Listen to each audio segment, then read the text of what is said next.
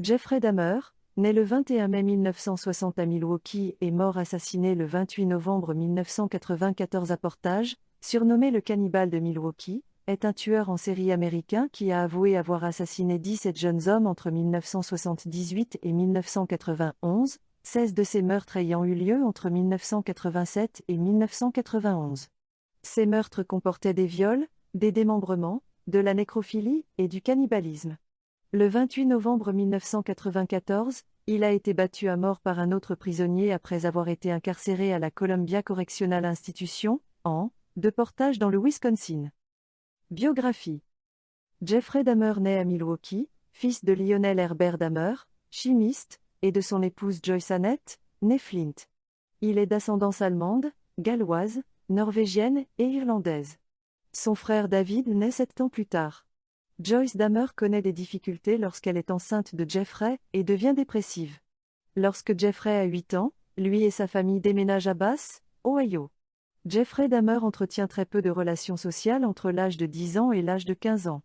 À cette époque, il tourne autour de son voisinage à la recherche d'animaux morts qu'il amène et dissèque chez lui, ou dans la forêt proche de chez lui, cloue des animaux sur des troncs d'arbres dont une tête de chien empalée sur une branche. Jeffrey Dahmer commence à boire durant son adolescence, ayant toujours une flasque d'alcool dans son cartable ou sa veste, et devient alcoolique durant sa période universitaire. En 1977, ses parents divorcent. Jeffrey Dahmer étudie à l'Université d'État de l'Ohio, mais quitte ses études car il est devenu alcoolique. Pour cette raison, son père le force à s'engager dans l'armée.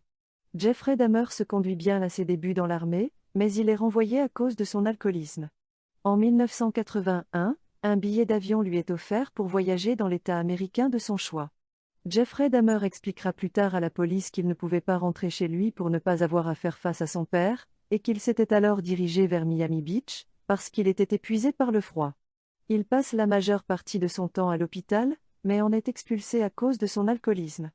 Après être revenu chez lui, il continue à boire immodérément, et il est arrêté pour état d'ébriété et trouble de l'ordre public. En 1982, Jeffrey Dahmer emménage chez sa grand-mère à West Allis, où il vit pendant 6 ans. Durant cette période, Jeffrey adopte un comportement de plus en plus étrange.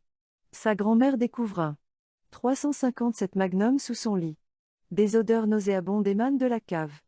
Jeffrey Dahmer explique à son père qu'il a amené un écureuil mort à la maison et qu'il l'a dissous à l'aide de produits chimiques. Il est arrêté pour exhibition sexuelle en 1982 et en 1986. Concernant son deuxième méfait, il s'est masturbé en public. Durant l'été 1988, sa grand-mère lui demande de quitter la maison, à cause de nuisances nocturnes, de son comportement étrange et des odeurs d'essence qui émanent de la cave. Il trouve un appartement à Milwaukee, près de son travail à la chocolaterie d'Ambrosia. Le 26 septembre 1988, une journée après avoir emménagé à son appartement, il est arrêté pour avoir drogué et abusé sexuellement un mineur de 13 ans à Milwaukee. Il est condamné à 5 ans de prison avec sursis et 1 an en centre de semi-liberté. Il bénéficie d'une mise en liberté conditionnelle 2 mois avant la fin de sa peine et déménage dans un nouvel appartement. Peu après, il commence une série de meurtres qui conduira à son arrestation en 1991. Meurtre de Jeffrey Dahmer. Jeffrey Dahmer commet son premier meurtre en juin 1978, à l'âge de 18 ans. Alors que son père est au travail et que sa mère a quitté le domicile familial en emmenant son frère avec elle, Dahmer reste seul. Il emmène un autostoppeur, Steven Hicks, et lui propose de boire quelques bières chez lui. Lorsqu'Hicks décide de quitter le domicile, Jeffrey Dahmer le frappe derrière la tête à l'aide d'un haltère de 5 kg, puis l'étrangle avec ce même haltère. Il le traîne dans une autre pièce où il le démembre. Jeffrey Dahmer enterre le corps dans le jardin. 9 ans passent avant qu'il ne commette son deuxième meurtre. En novembre 1987, Jeffrey Dahmer tue un homme de 26 ans, Stephen Tuomi, dans un bar, sur une impulsion. Il expliquera plus tard qu'il ne se souvient pas avoir commis ce crime. Après le meurtre de Tuomi, Dahmer continue à tuer sporadiquement, 2 autres meurtres en 1988, et un autre début 1989, durant lesquels il amène ses victimes dans des bars avant de les tuer. Il conservait toujours le squelette d'une de ses victimes, Anthony Sears, lorsqu'il fut arrêté. En mai 1990, il quitte pour la dernière fois le domicile de sa grand-mère pour un appartement qui deviendra plus tard insalubre, appartement 213, 924 North 25th Street, Milwaukee. Jeffrey Dahmer marque le passage de ses meurtres, 4 meurtres de plus avant fin 1990, 2 autres en février et avril 1991, et un autre en 1991. Au matin du 27 mai 1991, Conérac Saint-Assomphones, le frère cadet d'un garçon que Jeffrey Dahmer avait sexuellement agressé en 1988, âgé de 14 ans, est retrouvé dans la rue, sous l'influence de substances médicamenteuses et ensanglanté. 2 personnes retrouvent l'adolescent hébété et appellent le 911, urgence. Dahmer rejoint sa victime et tente de la ramener chez lui, avant d'en être empêché par ces 2 personnes. Jeffrey Dahmer explique à John Balcerzak et Joseph Gabrich, 2 policiers chargés de l'affaire, que Saint-Assomphones est son compagnon de 19 ans. Malgré les explications des 2 personnes sur le fait que ce n'est qu'un adolescent et qu'il ne parle pas l'anglais, les agents de police laissent Saint-Assomphones repartir avec Dahmer. Il rapporte plus tard avoir senti une odeur étrange dans l'appartement de Dahmer, mais n'avoir pas été plus loin dans l'affaire. Cette odeur est celle du cadavre de Tony Hughes, la dernière victime assassinée par Dahmer, en décomposition dans la chambre à coucher. Les policiers ne prennent pas la peine de vérifier l'âge et l'identité de Saint-Assomphones. Plus tard durant cette même nuit, Dahmer tue et démembre Saint-Assomphones, et garde son squelette comme souvenir. Durant l'été 1991, Jeffrey Dahmer sillonne les boîtes de nuit de Milwaukee et Chicago, à la recherche de ses victimes qu'il invite ensuite chez lui. Il assassine un individu approximativement chaque semaine.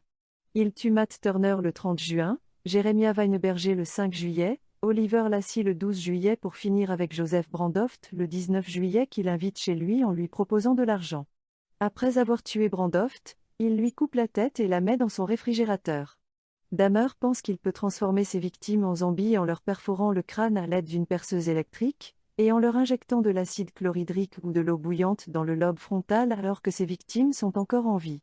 Les voisins sentent régulièrement d'étranges odeurs émanant de l'appartement 213. Arrestation, prison et mort. Le 22 juillet 1991, Jeffrey Dahmer attire dans son appartement Tracy Edwards, lui met des menottes, lui passe son film favori, L'Exorciste 3, et lui offre une boisson avec des somnifères. Mais ce dernier parvient à lui parler, l'amadouer, à s'enfuir et à arrêter une voiture de police en patrouille. Les policiers venus en renfort vont alors de découverte en découverte, toutes plus macabres les unes que les autres, des têtes et des morceaux humains dans son réfrigérateur, un cœur dans son congélateur, des squelettes dans son placard ainsi que 3 torses masculins dans un tonneau, rongés par l'acide chlorhydrique, ainsi que des crânes dans les tiroirs de sa cuisine. En 1992, Jeffrey Dahmer est condamné à 957 ans de prison, correspondant à 17 fois la peine de perpétuité, pour ses 17 meurtres. Il est incarcéré à la Columbia Correctional Institution, à Portage, dans le Wisconsin. Jeffrey Dahmer est attaqué 2 fois en prison, la première en juillet 1994. Un prisonnier tente de l'égorger à coups de lame de rasoir tandis que celui-ci retourne dans sa cellule. Dahmer réussit à s'échapper avec de légères blessures.